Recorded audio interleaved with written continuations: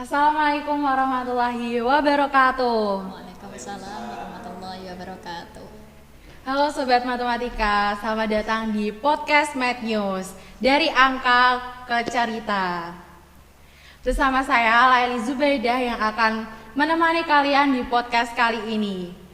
BTW teman-teman pernah gak sih ngerasa minder atau kurang percaya diri soal prestasi, atau kalian malah mau jadi mahasiswa yang berprestasi?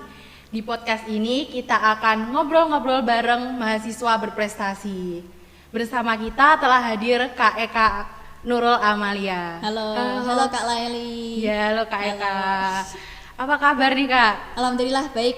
Alhamdulillah. Kalau Kak Laili gimana? Alhamdulillah baik juga. Baik juga ya. Makasih ya Kak udah hadir dan meluangkan waktunya di Iya, sini. sama-sama. Kita bisa belajar bareng ya. Iya. BTW, kesibukan Kak Eka sekarang apa sih? Sekarang kan udah masuk ke semester 7 ya. Nah, itu kalau semester 7 itu kita masuk ke program yang namanya PLP. Kalau dulu itu namanya PPL. Nah, karena sekarang kan udah kurikulumnya juga berbeda, jadi diganti PLP. Kegiatannya juga agak berbeda sih sedikit dengan PPL. Nah, sekarang aku sedang PLP ya. PLP di MTS ku sendiri, di MTSN 1 Kudus gitu. Jadi kesehariannya juga di sana sih. Berangkat pagi, pulangnya sore gitu. Gitu sih. Ini berarti tadi izin atau gimana nih Ya, Kak kesini? izin kesini demi HFS Tadris Matematika Waduh. ini. Terima kasih ya Kak. Iya, Biasanya sama-sama. teman-teman tahu gak sih kalau Kak Eka ini mahasiswa Tadris Matematika yang penuh talenta dan udah membanggakan Tadris Matematika di tingkat nasional dan internasional. Apa aja sih prestasinya Kak Eka? Yuk kita lihat.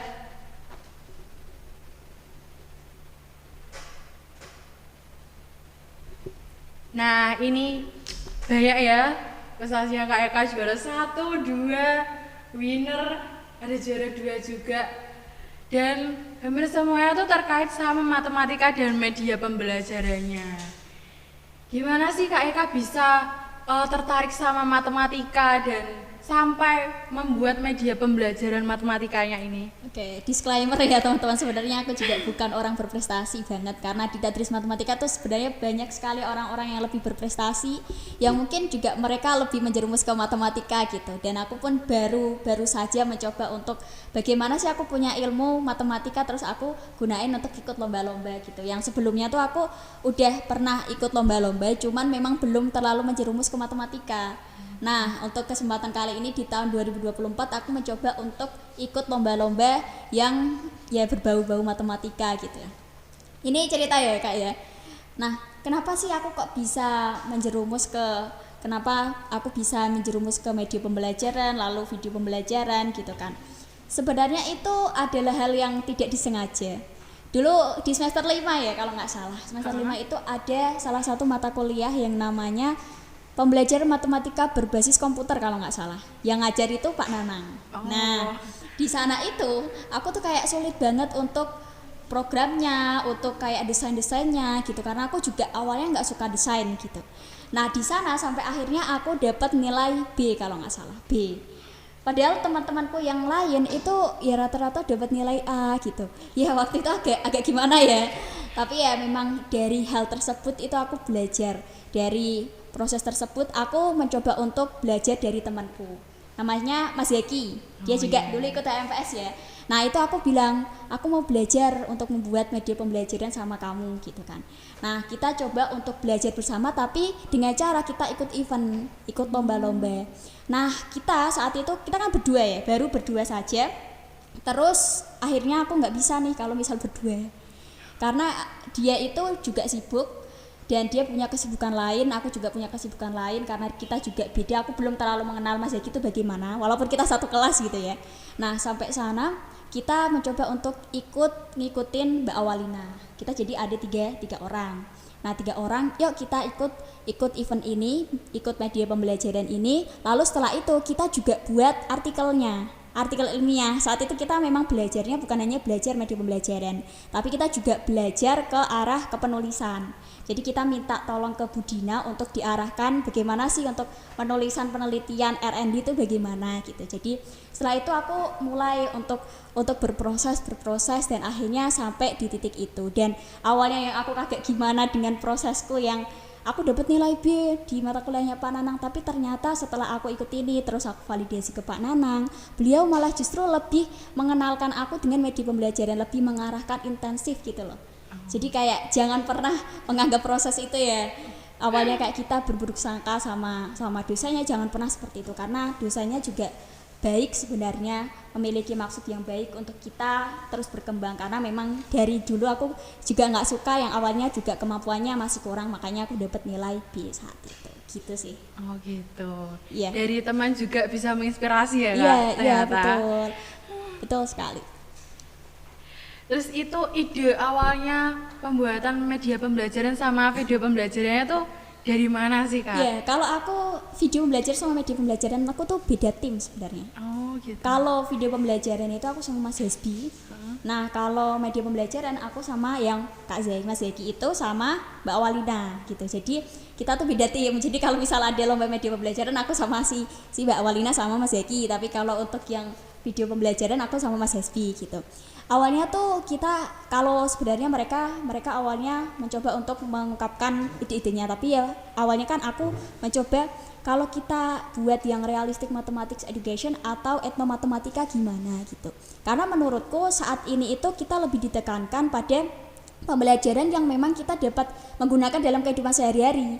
Ya banyak pertanyaan ya, kalau mau belajar matematika tuh buat apa? Gitu. Nggak ada gunanya dalam kehidupan gitu. Nah, dengan etnomatematika sama realistic mathematics education itu kita bisa belajar bagaimana mengimplementasikan konsep matematika dalam kehidupan sehari-hari. Mulai dari itu sih. Jadi setiap aku ngajuin ide-ide, mereka juga ngajuin ide-ide, itu kita berdasarkan pada kehidupan sehari-hari atau kita menggunakan etnomatematika atau RMA gitu.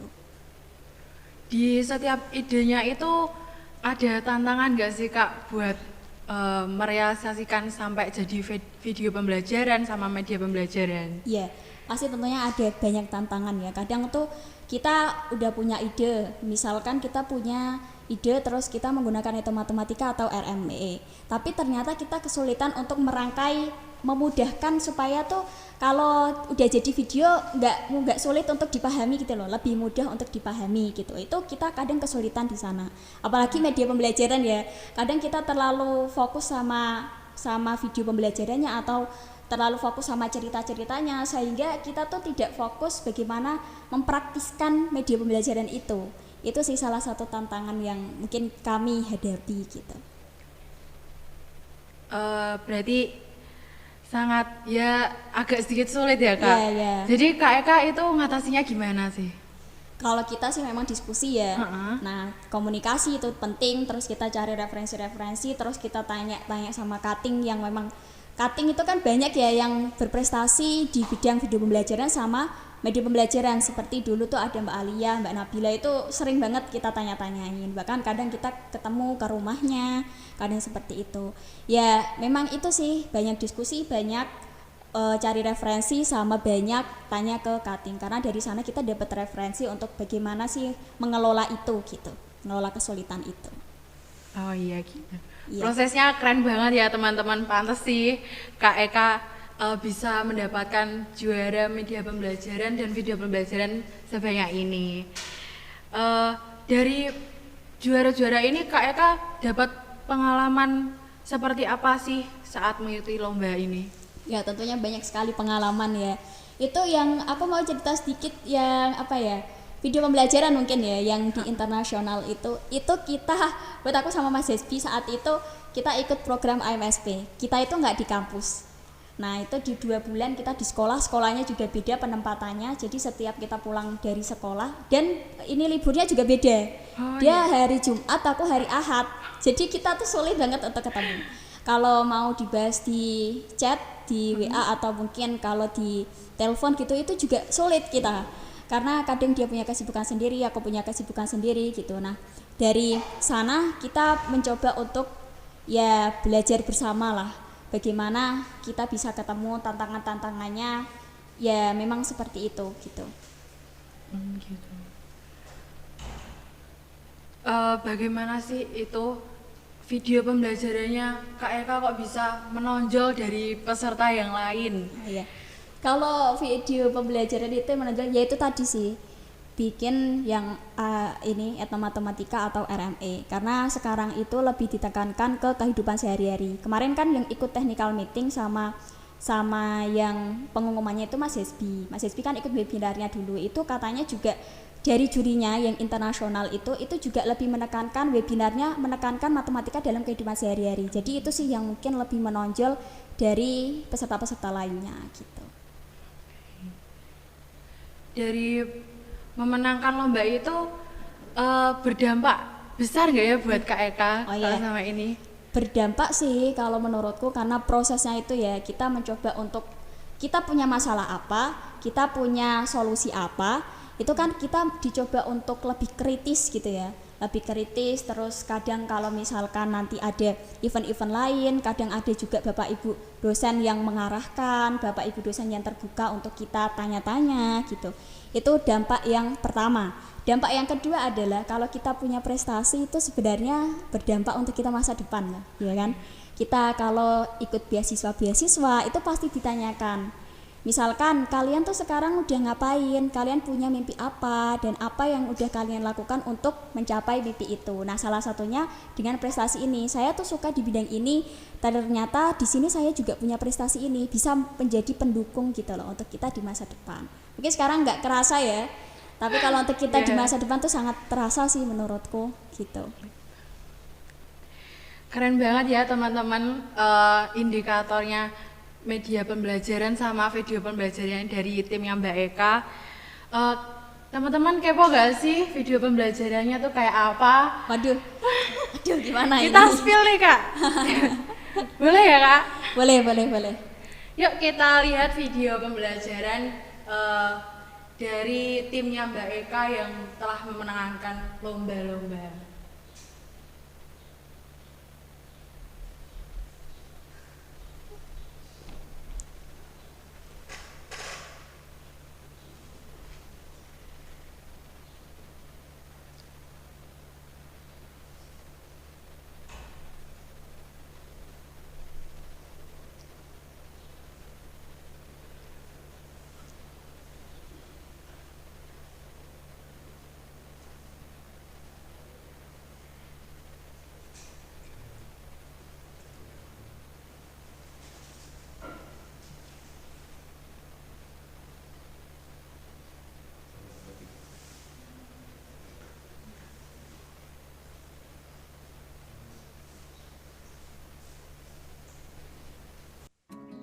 Assalamualaikum warahmatullahi wabarakatuh.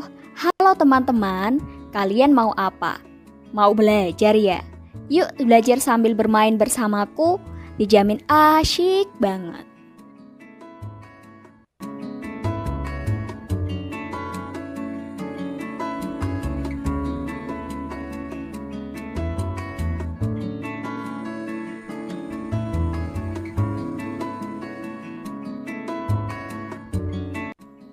Hari ini, Nina dan teman-temannya akan berziarah ke makam Wali Songo.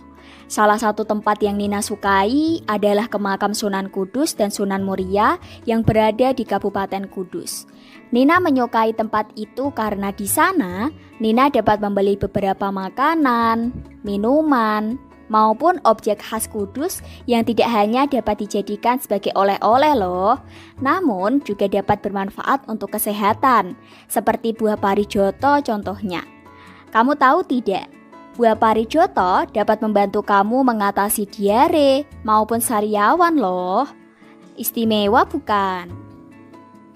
Setelah berziarah ke makam Sunan Muria, Nina memutuskan untuk membeli parijoto di sepanjang jalan makam Sunan Muria.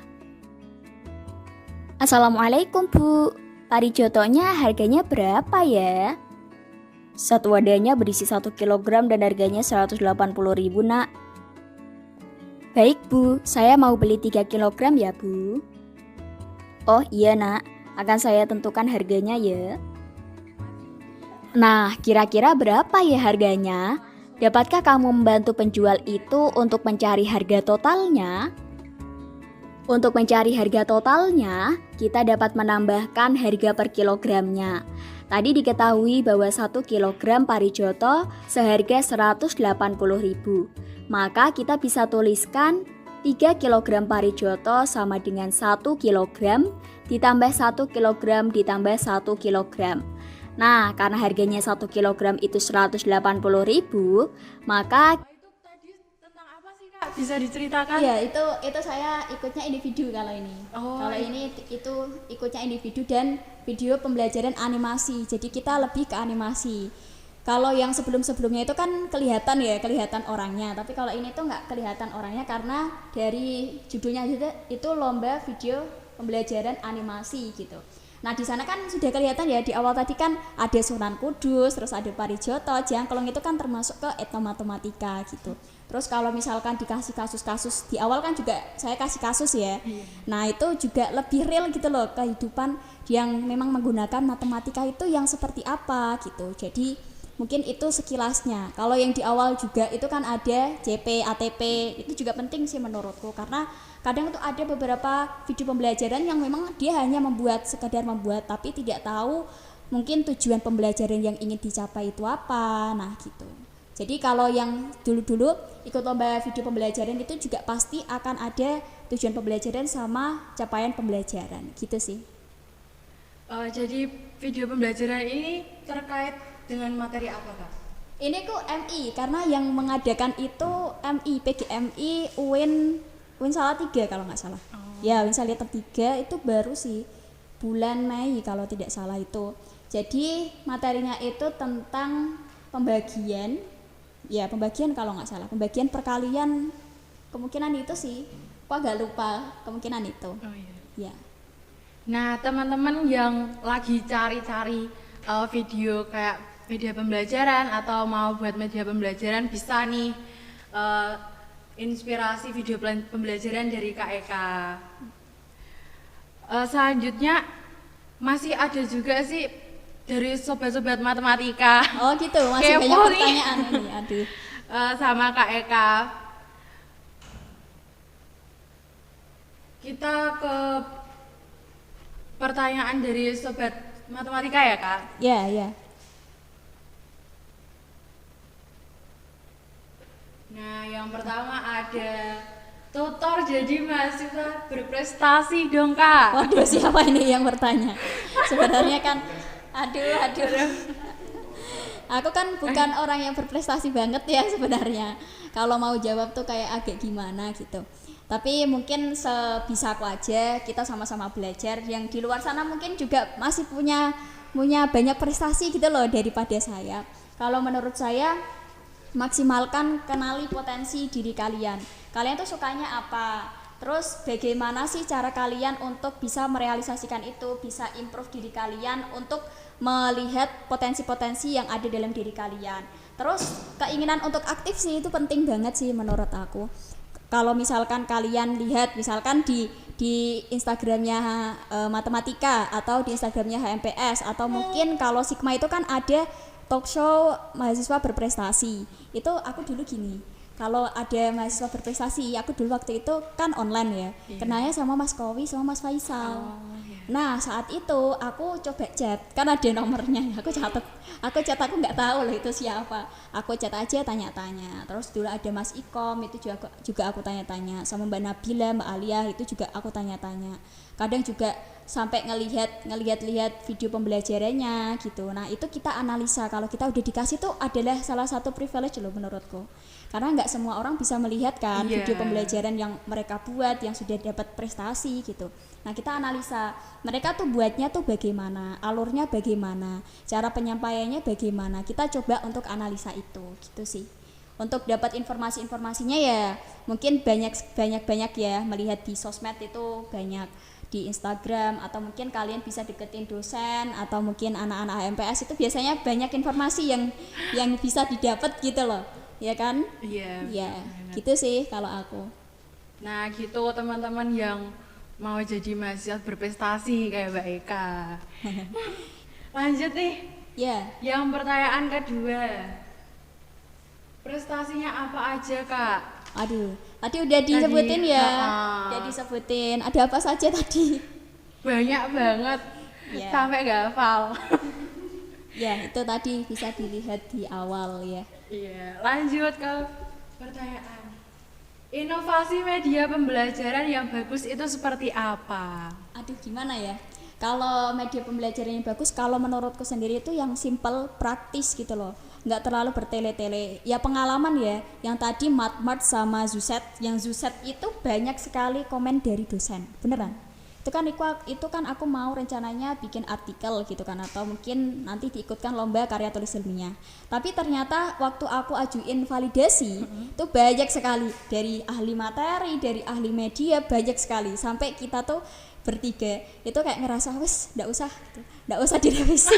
Kita coba buat yang baru aja gitu. Nah akhirnya kita buat yang baru, yang mat itu gitu. Jadi yang mat itu pun juga masih kayak bertele-tele. Yang awal kan kita cerita ada suara, terus ada animasinya gitu. Terus setelah itu kita baru masuk materi, ada permainan juga. Kalau menurutku yang dari mat itu kan dapat juara 2. Yang juara 1 aku lihat-lihat dari video presentasinya, itu dia langsung to the point gitu. Langsung ke materinya. Tapi proses penyampaian materinya itu dia mungkin ada animasinya atau dia dikaitkan sama kehidupan sehari-hari gitu. Jadi nggak bertele-tele, ada cerita dulu, audionya atau apa gitu. Itu sih kalau menurutku lebih simple. Terus kemarin juga ada masukan dari Pak Arbob juga.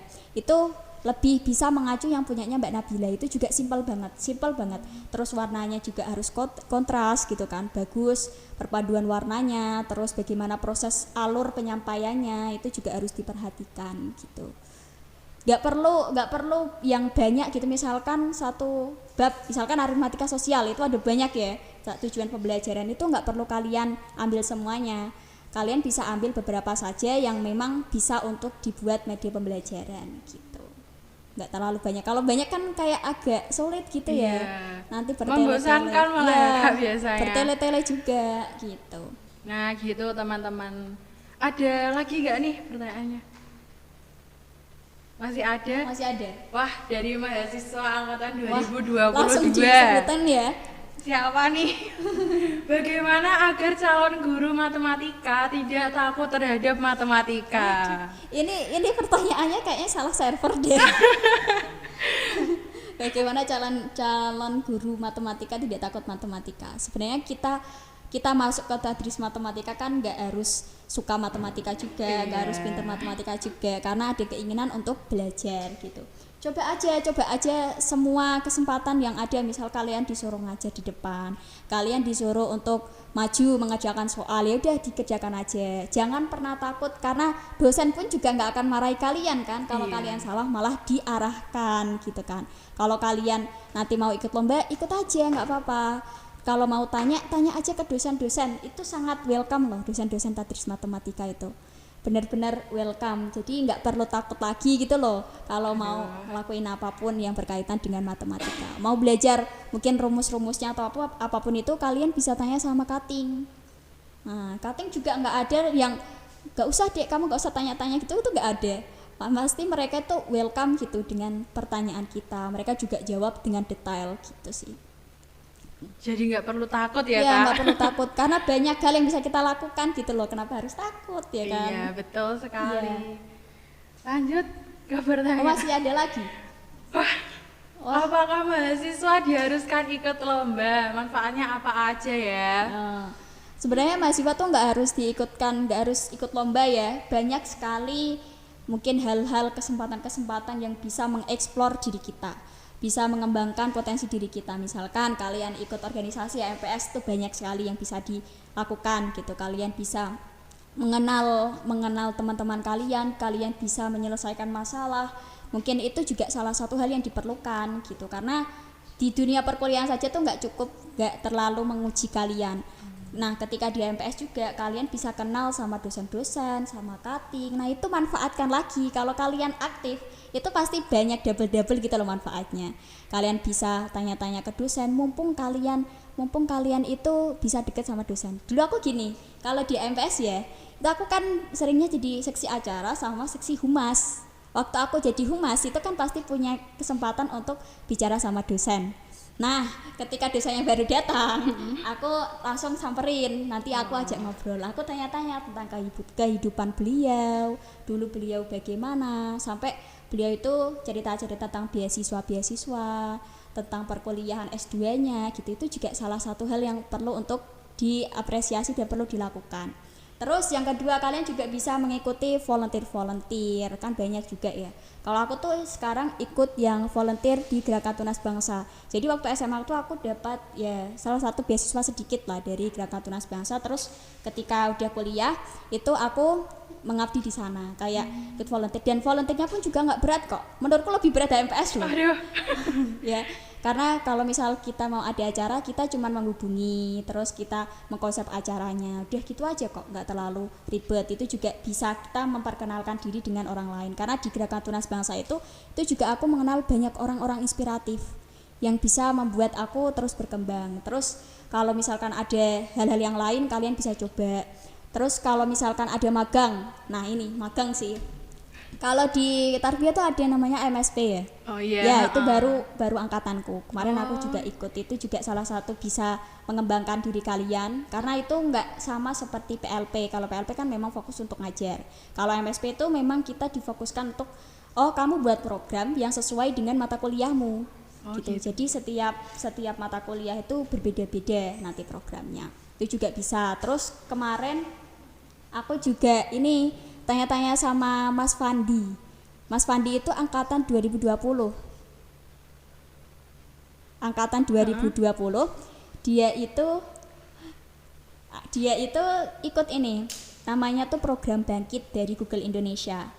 Nah, itu dia sampai sosialisasi ke mahasiswa Tadris Matematika lainnya. Itu juga bisa dijadikan referensi sih.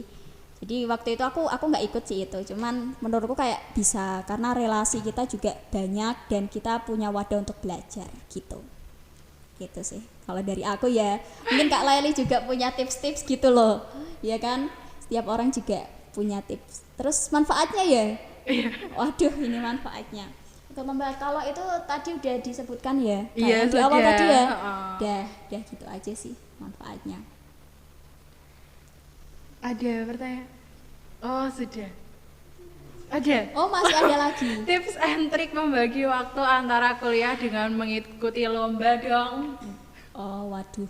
Kalau aku itu ya tips and trik ya.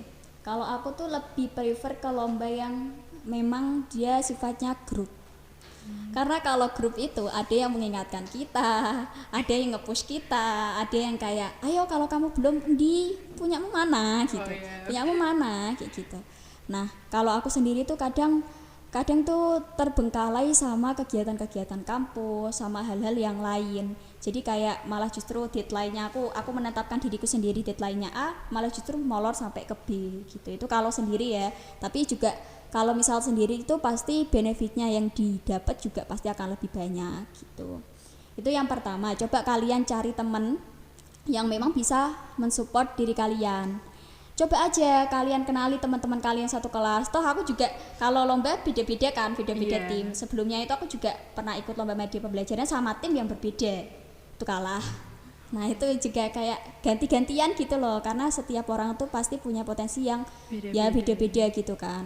Walaupun kayak kelihatan di kelas tuh kok dia pendiam, tapi sebenarnya dia punya potensi yang berbeda dari yang lain atau yang terpendam gitu. Itu yang pertama. Terus yang kedua, coba kalian ambil prioritas gitu kan. Nah, kalau anak kuliah kan pasti ada tugas-tugas yang harus diselesaikan. Coba kalian memang selesaikan di awal-awal. Jangan dimolor-molorin sampai deadline. Ya kadang ya aku juga molor sampai deadline sih. Tapi kalau aku tipikal orang yang nggak suka nanti gitu loh. Sedikit ini tak kerjain, besok lagi. Dan aku tuh nggak bisa langsung jadi satu harus selesai. Misal ada tugasnya ada 4 gitu. Aku hari ini ngerjain tugas 1 sedikit, tugas 2 sedikit, tugas 3 sedikit, tugas 4 sedikit. Besok juga lagi gitu. Itu gitu sih. Kenali diri kalian aja sih, kalau kalian kelemahannya memang harus ngerjain deadline, coba kalian jangan ngerjain deadline gitu. Memang berat sih sebenarnya ya, berat sih. Tapi kalau dilakukan itu ya pasti akan memberikan manfaat juga buat diri kalian. Gitu sih. Mood juga mempengaruhi nggak Kak? Ya, mood. Waduh, kalau aku sih kadang rasa males ya. Biasanya kan scroll Instagram, scroll TikTok itu yang pengaruhi. Kadang itu nggak berhenti nggak sih? Iya benar. Iya, nggak berhenti. Coba kalian kasih timer. Aku Sama biasanya gini, misal 1 menit, 1 menit. Nanti kan 1 menit ada peringatan. Oh, waktu kamu udah habis untuk ini main sosmed gitu. Udah itu coba sih. Nanti misal 1 hari itu 30 menit main sosmed, itu udah banyak loh. Itu coba kasih timer sedikit. Kalau udah berhenti. Kalau nggak gitu aku biasanya ikuti cara-caranya orang-orang. Misal kalian belajar atau kalian ngerjain tugas-tugas atau tugas lomba itu, misal 40 menit, nanti kalian berhenti selama 10 menit untuk istirahat. Nanti coba lagi gitu. Oh gitu. Singkirkan hal yang mendistraksi diri kalian. Itu sih. Ya. Ada lagi? Waduh, masih ada lagi. Kok banyak sekali ini. Adakah suka duka saat ikut perlombaan Kak? Suka duka banyak ya. Kita sering kalah. Kalian juga yang ikut lomba pasti kan sering kalahnya dibandingkan menangnya. Mungkin juga sering semakin kita di atas semakin kita banyak yang nggak suka. Ya nggak sih, walaupun nggak kelihatan. Sebenarnya itu nggak kelihatan. Cuman memang semakin kita banyak hal yang kita capai, pasti banyak hal juga yang kita terima, hal-hal yang mungkin itu nggak enak gitu loh buat diri kita. Itu adalah dukanya. Kalau sukanya, kita lebih bisa dikenal nih sama dosen-dosen, sama orang-orang yang ada di sekitar kita gitu. Jadi mereka lebih tahu potensi-potensi kita. Kalau misal ada event, ada kegiatan-kegiatan yang memang menjerumus ke potensi kita, itu akan kita lebih mudah untuk dilibatkan. Ya kan? Iya, karena betul mereka sudah banget. tahu potensi kita. Iya. Gitu aja sih kalau suka dukanya. Ada lagi? Oke, masih ada satu Ini lagi loh. nih teman-teman terakhir ya. Keluh kesah selama menjadi mahasiswa Tadris Matematika apa nih Kak? Kalau kesah ya Heeh. apa ya, kalau aku ngerasain di Tadris Matematika asik-asik aja sih. Waduh. Ya, asik-asik aja. Dosennya juga welcome, semuanya welcome. Kalau misal kalian mau belajar ke dosen-dosennya, bilang aja, Bu, saya mau belajar ini, kayak gitu. Kemarin aku juga belajar penulisan artikel R&D. Itu juga aku belajar sama dari Bu Dina loh, beneran. Itu waktu liburan kita bikin media pembelajaran sama sekalian penelitian. Nah itu gitu. Jadi kalau kalian punya keinginan, Bu saya mau belajar ini, apalagi kalian anak HMPS, itu sangat diuntungkan loh sebenarnya. Kalian punya kontaknya dosen, kadang yang jadi humas itu sering banget menghubungi beliau-beliau. Itu kadang di save juga. Kalau di save kan kita sudah ke notice gitu kan. Ya itu lebih bisa untuk dimanfaatkan gitu. Gitu sih. Gak ada ya Kak? Saya Oh, nggak ada. ada. Kalau saya Banget. dirasakan sendiri aja. Jangan dibagikan. Oke, sudah. Oke, itu dari Iya. pertanyaan dari sobat-sobat matematika ya teman-teman. Gimana nih? Udah pada terinspirasi belum? Banyak banget ya cerita dari Kak Eka yang bisa kita ambil. Tapi sedih sih kita udah di akhir podcast nih Oh, Kak. di ya, sedih sekali. Ada pesan nggak ya Kak buat teman-teman yang dengerin podcast kita kali ini? Buat teman-teman yang di rumah ya, mahasiswa Tadris Matematika, aku pengennya kalian lebih bisa mengembangkan diri kalian lagi. Coba aja, proses itu kan harus dilalui ya. Iya. Nah, coba aja berbagai hal yang memang kalian suka, kalian pengen coba aja. Nggak usah berhenti atau mungkin kalian ragu-ragu dengan diri kalian sendiri, karena di luar sana tuh masih banyak hal yang bisa kita pelajari. Itu aja sih. Dan jangan pernah menganggap diri kalian tuh udah sampai sini aja gitu. Kayak aku tuh bukan orang berprestasi sebenarnya gitu. Jadi kalau ngasih pesan-pesan itu kayak agak kurang gitu loh. Ya, masih terus belajar, aku juga masih belajar sampai di titik ini, dan jangan pernah menyerah aja sih. Udah gitu aja. Aduh. Oke, terima kasih ya Kak atas Ya, waktunya. sama-sama. Oke, jadi teman-teman dari ceritanya Kak Eka kita dapat belajar bahwa kesuksesan itu diraih melalui kerja keras, dedikasi, dan semangat yang tak pernah padam. Mulai sekarang, yuk kita lakukan sesuatu yang positif dan bermanfaat. Tunjukkan bahwa kalian juga bisa menjadi mahasiswa berprestasi. Terima kasih buat teman-teman yang udah nonton. Saya Laili Zubaidah pamit undur diri. Sampai jumpa di podcast selanjutnya hanya di podcast Mathematic News dari angka ke cerita.